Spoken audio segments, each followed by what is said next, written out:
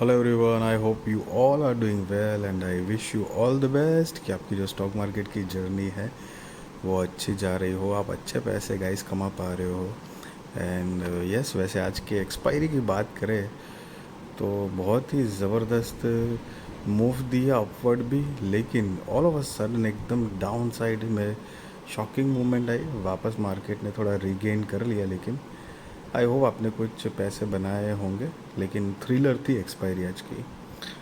वैसे नया आईपीओ आने वाला है मनबा फाइनेंस लिमिटेड का, तो चलिए आईपीओ डिटेल्स देख लेते हैं। आईपीओ डेट जो है वो 23 सितंबर 2024 से लेकर 25 सितंबर 2024 तक है। फेस वैल्यू 10 रुपये पर शेयर, प्राइस बैंड 114 रुपये से लेकर 120 रुपये पर शेयर, लॉट साइज 125 शेयर्स का है और टोटल इशू साइज 1,25,70,000 शेयर्स, करीब 150 करोड़ 84 लाख रुपए कंपनी कलेक्ट करने वाली है इस टोटल इशू साइज से। एंड गाइस, सारे के सारे फ्रेश इश्यूज़ है।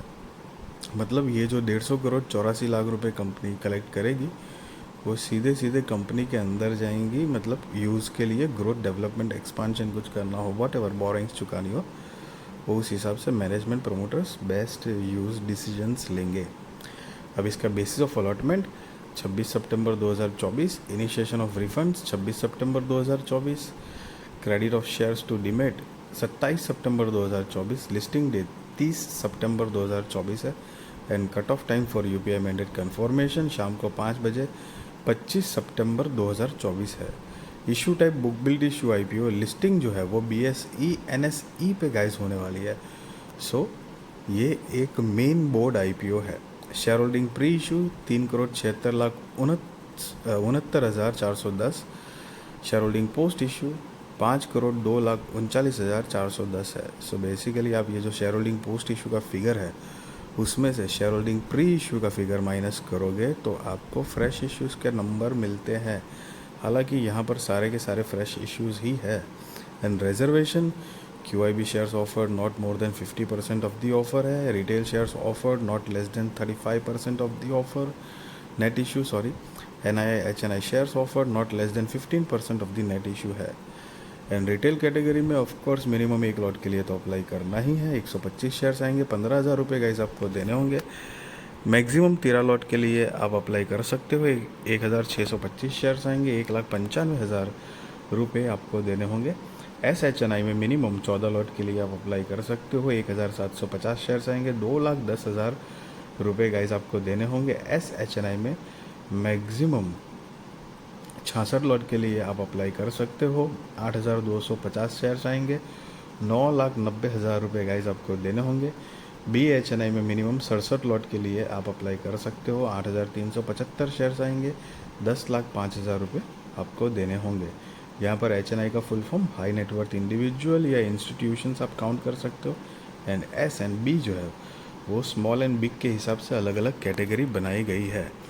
कंपनी के प्रमोटर्स की अगर बात करें तो द कंपनी प्रमोटर्स आर मनबा investment and securities private limited, Avalon advisory and consultant services private limited, मनबा फिनकॉर्प प्राइवेट लिमिटेड, मनबा infotech LLP and Manish Kumar Shah HUF, जो कि कंपनी के प्रमोटर्स है। और इनकी share holding pre issue 100%, share holding post issue नहीं दी गई है। अब कंपनी का मतलब बिज़नेस की ब्रीफ आइडिया ले तो 1998 से इन एस्टेब्लिश्ड है और वैसे फाइनेंस से बिलोंग करती है सेक्टर इंडस्ट्री को। सो मनबा finance limited is a non banking financial company है, NBFC, offering financial solutions for new two wheelers, three wheelers, electric two wheelers, electric three wheelers, used cars, small business loans and personal loans. The company's target customer are mainly employees, self-employed. The company tailor its offering to each of these customer categories and creates customized programs.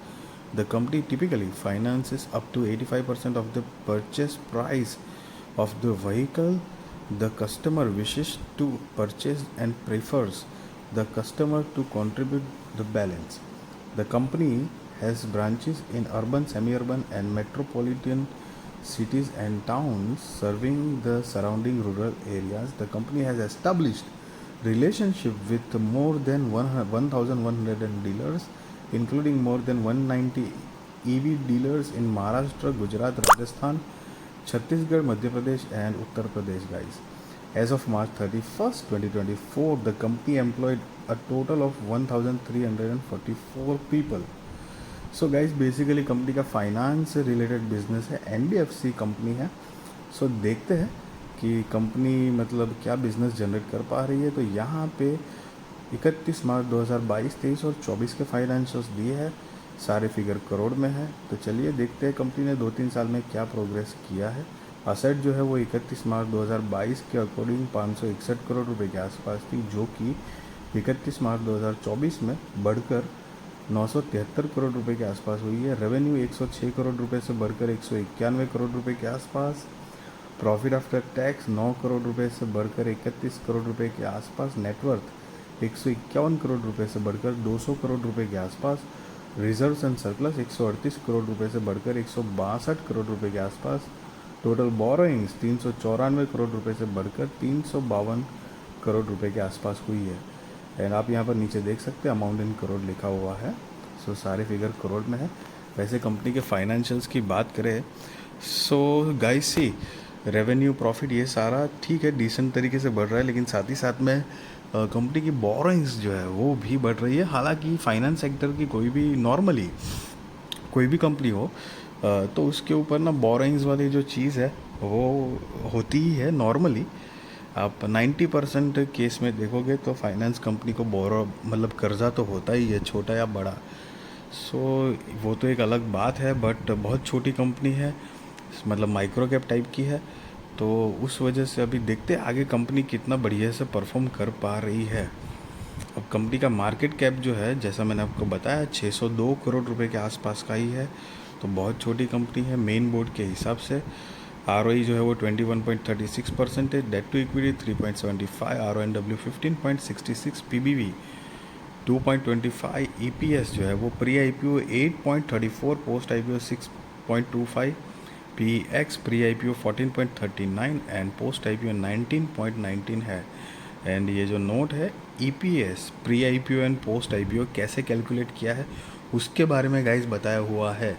अब company के अगर object of issue देखें मतलब IPO लाने के reasons, so basically यहाँ पर कुछ रीजंस दिए गए हैं. उसमें से the company purpose is to utilize the net proceeds towards augmenting the capital base to meet the company's future capital requirements.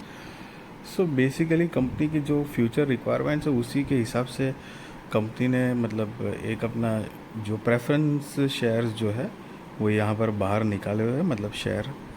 तो क्योंकि प्रमोटर्स के पास हमने देखा था कि 100% सारा का सारा स्टेक उन्हीं के पास है.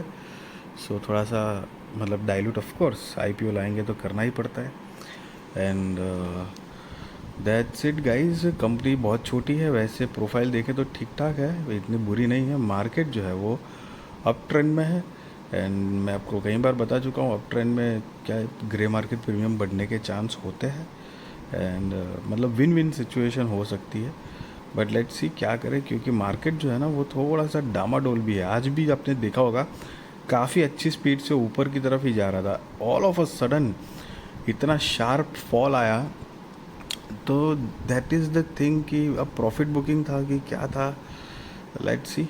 बट अभी देखो मार्केट क्या वॉलेटिलिटी मतलब दिखा दी एक तरह से, स्ट्रेंथ नहीं दिखा पाया.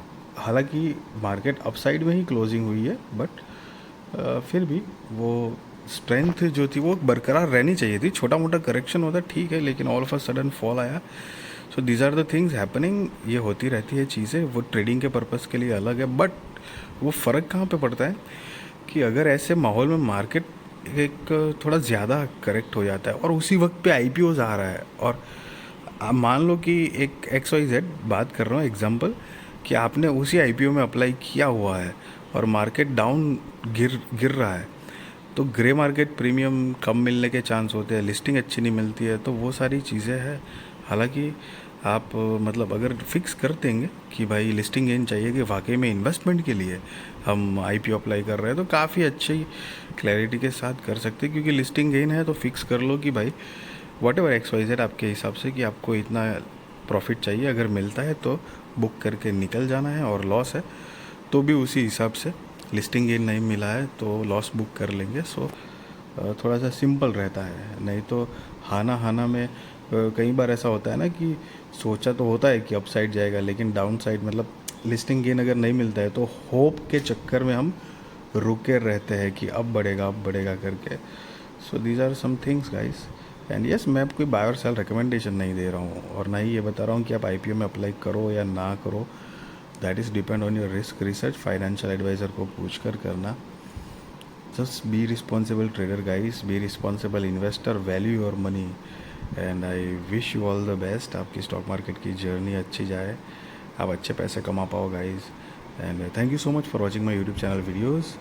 एंड वीडियो अच्छी लगी तो ज़रूर लाइक शेयर सब्सक्राइब करिए। आपके सारे कॉन्टैक्ट के साथ भी मेरी वीडियो चैनल शेयर करिए, ताकि उनकी भी स्टॉक मार्केट की जर्नी और भी ज़्यादा कॉन्फिडेंट, सक्सेसफुल और अवेयर हो पाएगा। इस thank you so much for watching this video.